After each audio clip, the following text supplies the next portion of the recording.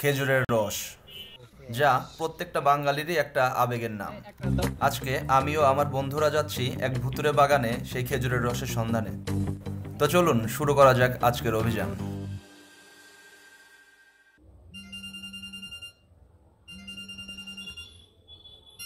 এত রাত্রে কে কল দেয়? হ্যালো, কি রে এত রাত্রে কল দিয়েছিস? কি এত রাত্রে ডাকছে? এখন কি জন্য? আচ্ছা দেখে থাম, আমি আসতেছি, একটু দেরি করে রেডি হয়ে আসি। এখন রাত প্রায় 12টা বাজে, আর শীতের রাতে 12টা মানে অনেক গভীর রাতি। আর এই সময় আমার এক বন্ধু কল দিয়ে বললো যে এক বড় ভাই নাকি তাকে ডাকছে রস খাওয়ার জন্য।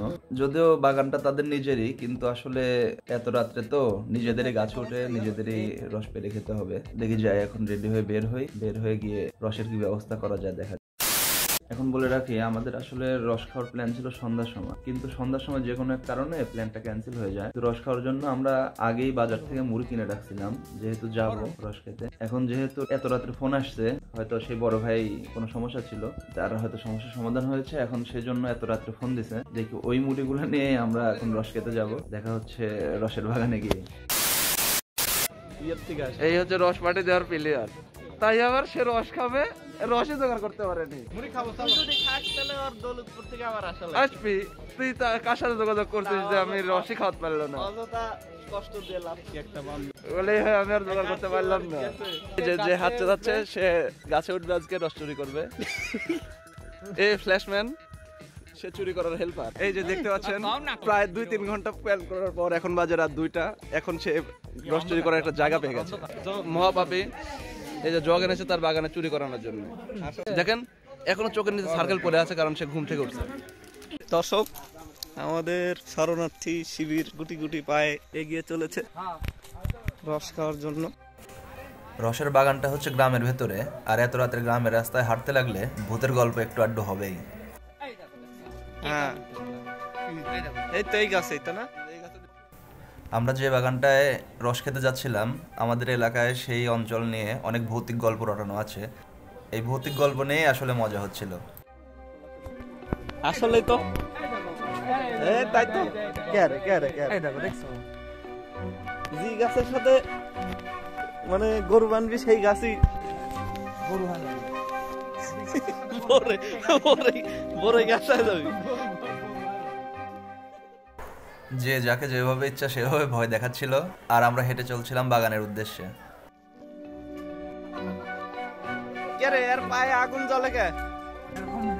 না, এতক্ষণ নিজের খুব প্রশংসা করতেছিল, বলতেছে যে আমি হিরো নায়ক সাত্তার খান। সবাই মজা করতে করতে বাগানে পৌঁছে গেলাম, আর প্রথম গাছেই ওঠার পালা পড়লো আমার। আমি প্রথম গাছে উঠেই এই রস নামালাম।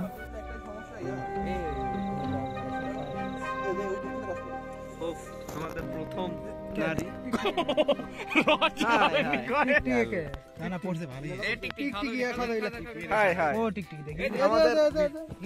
আমাদের রস কিভাবে নষ্ট করেছে। ইস, ব্যাড লাক। এর জন্যই আমরা কিছু খেতে পারলাম।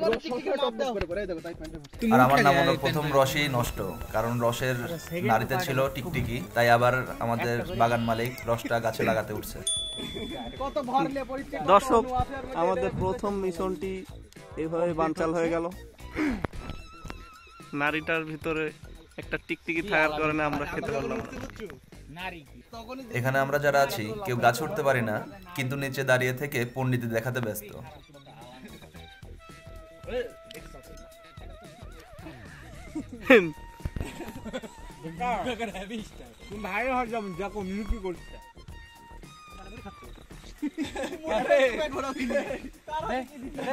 না, রাত অনেক হয়ে গেছে তো এখন ক্ষুধা লাগাটা স্বাভাবিক।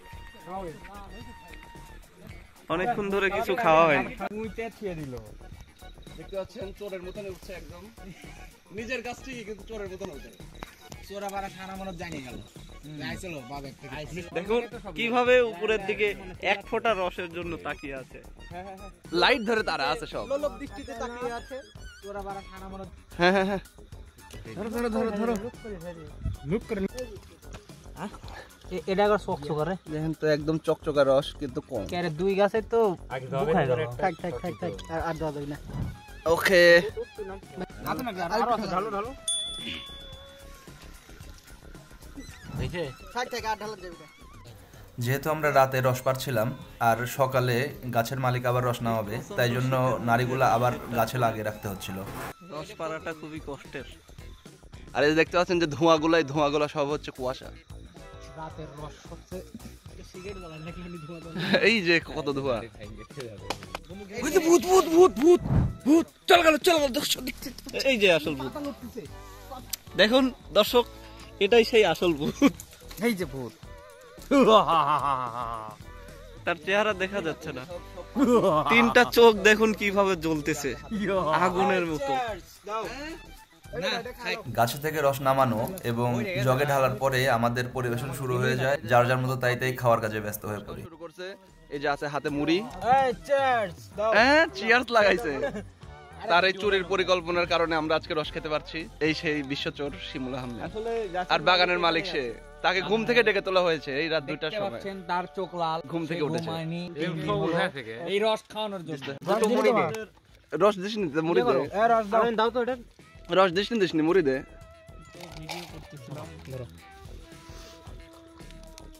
দেন ভাই একটু মুড়ি দেন। এই যে রস। এই আলামিন ধরো খাও। ওয়াও আলামিন পিয়াল তুমি কি খাবে? তোমার আম্মা কিন্তু খাইতে নি। কত দি ভাই? গ্লাসের সংখ্যা বাইরে গেছে। একসাথে করি তারপর ছবি দিই।